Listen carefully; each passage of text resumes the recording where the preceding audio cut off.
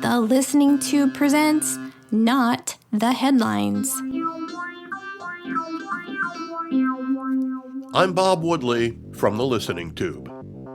The Equal Employment Opportunity Commission has decided to end a practice that's been going on since the 1960s. Having been around since the early 1960s, I can attest that that's been a while now.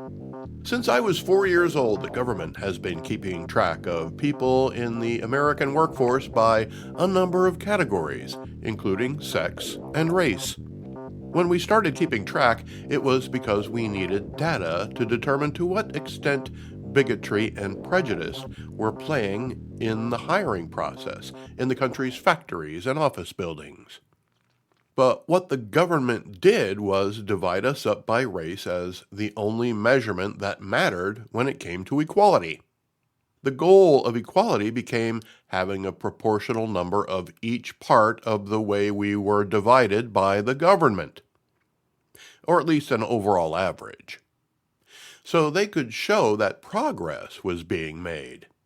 Eventually, this data became voluminous and promising, kind of like my podcast catalog.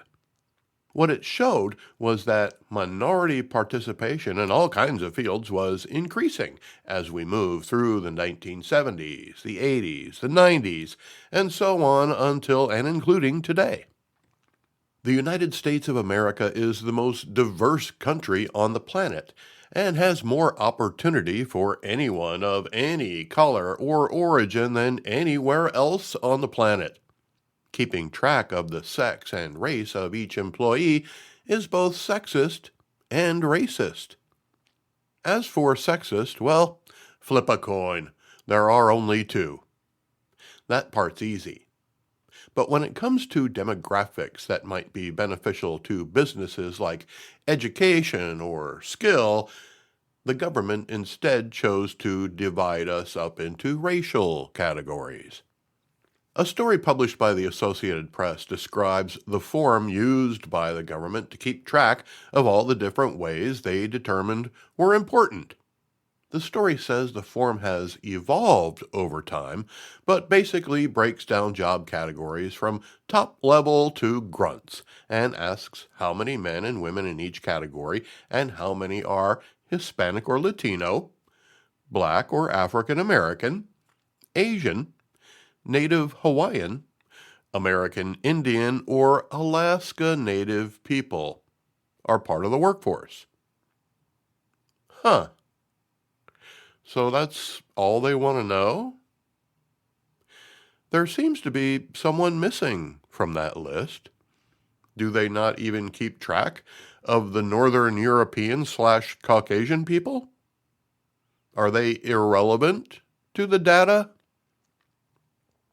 It would seem so, except that all other groups are measured against white men.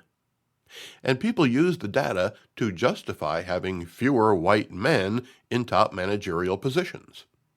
Not because they're not doing a good job, but because they're white.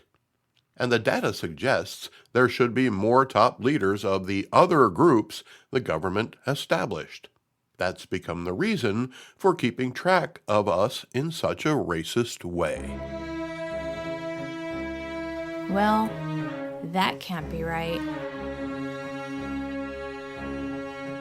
I have said on this program multiple times that the federal government of the United States is one of the most racist institutions anywhere. Since the 1960s, the government has divided us by race, kept track of us by race, and promoted social programs based on race. I recognize that the initial objectives of doing so were both worthy and just. There was a huge problem with racism, bigotry, and prejudice in America, and that was a byproduct of diversity. You can't just throw multitudes of people together who have different life experiences and cultures and expect them all to coalesce into a civilized society without some conflict. We're still experiencing some of that conflict today, but it's much less prevalent than it was 60 years ago. Some of that relief is because of education. Some of it is because of proximity to those different from each other. Some of it is due to the fact that we're all human regardless of our skin color. Many of us are learning to be a part of the melting pot, and some of us are reluctant to assimilate to the American way of life. But that's another subject. It's a good idea to get rid of these racist categories of expectation. Mixed-race people are more prevalent now, and if you include mixed European races, then you'd have to add a lot more categories. For example, I'm mostly Polish, but I also have some English and Scottish blood in my history. Would I be considered a mixed-race person? No. But there was a time, not long ago, when Scottish and Irish people were discriminated against just as much as anybody. But those aren't qualifications the federal government is interested in following in the 21st century. My most recent guest, Joel Rako, said something that caught my ear. He said that constitutional rights are bestowed upon the individual, not groups. You relinquish your rights as an individual when you surrender them to a group. When you take advantage of rights rewarded to some subgroup of people, you become subservient to the group. Through the act of our government dividing us into groups of their choosing, we've become statistical data to be manipulated, specifically by the racial categories created by the government. That's why it's important to eliminate this type of division and record keeping. Despite the criticism from some, the United States is the most diverse country on the planet by a mile. Can it improve? Yeah. Will it improve? Yes. Does anyone have a clear definition of improvement? No. But it's still better than any place else in the world, and maybe the federal government doesn't need to waste money keeping track of some things nobody else in the world even cares about. Come to America, give it your best shot, and see if it works. Most people don't care about what color skin you have. All we ask is that you come here through legal channels, contribute to society, and don't live off the government, aka the American taxpayer. Keeping track of a person's race does nothing but promote racism and perpetuate the assumption that all issues begin and end with a person's race. Race should never be a factor in any consideration whatsoever. You can hang your hat on that. I applaud the Equal Employment Opportunity Commission for electing to eliminate this racist form of record keeping in the hope that race will eventually become irrelevant. Speaking of which, there is another action within the American federal government that also aims to eliminate race-based categorization of people within the government itself. Send email to thelisteningtube@outlook.com. South Carolina Representative Nancy Mace has introduced a resolution that will eliminate racism from being used to form subgroups in the House of Representatives. Not just race, but also ethnicity and national origin. I would imagine that if your national origin is American, there's a workaround. If passed, this new House rule would end such caucuses as the Congressional Black Caucus, the Congressional Hispanic Caucus, and the Congressional Asian Pacific American Caucus, as well as the Black Republican Congressional Staff Association, the GOP Latino Staff Association, and the Republican Asian American Staff Association. We don't have a Congressional Polish Caucus or Italian or Russian or male caucus. A Fox News story quotes Representative Mace as saying, "Race-based caucuses are not diversity. They are federally sanctioned segregation.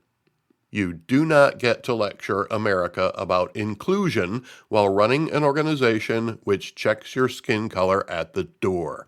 The hypocrisy ends now. It is time to end taxpayer-funded discrimination in this institution." And she's right. It's high time those who claim to be against racism stop using race as a tool and a cover for racism. The problem is, the people who are championing these race tracking data compilers and race-based organizations often fail to see how they are racist. That's partly because for generations we were taught that only white people could be racist. Therefore, anything any other race did to build themselves up was accepted as necessary. I recently saw a post on social media made by a black woman that was blatantly racist. When I pointed it out, I was immediately told by a white person that you can't call a black woman racist. That is absurd. So maybe if we stop keeping track of ourselves based on our race, and the government stops dividing us up by race, and if we put an end to race-based groups and organizations like the Congressional Black Caucus, perhaps then we can let racism extinguish itself. Follow The Listening Tube at thelisteningtube.com, where you'll also find This Week in History and guest interviews. Thank you for putting your ear to The Listening Tube. I'm your host, Bob Woodley, for Thou Ad Infinitum.